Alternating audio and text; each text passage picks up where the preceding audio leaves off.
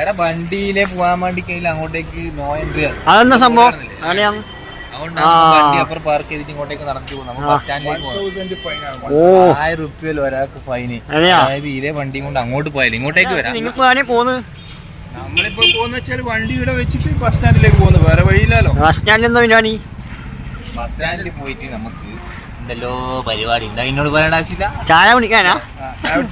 വാ, ചായ കുടിക്കാനേ പോന്ന്. നിങ്ങൾ ശരിക്കും ആണേ പോന്ന്? ഏത് ഉമേന്ന്? പൈസ ഉണ്ടെന്ന് ഉമേതാ?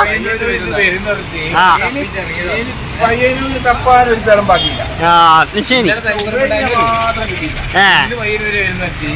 എല്ലാ സ്ഥലത്തും പോയി ബസ് സ്റ്റാൻഡിലേക്കാ പോന്ന്? ബസ് സ്റ്റാൻഡിലേക്ക് അവിടെ ഇല്ലെങ്കിൽ എന്താ ചെയ്യാ? ചായ കുടിച്ചിട്ട് വെയിറ്റ് ചെയ്ത് നോക്കാം നമുക്ക്.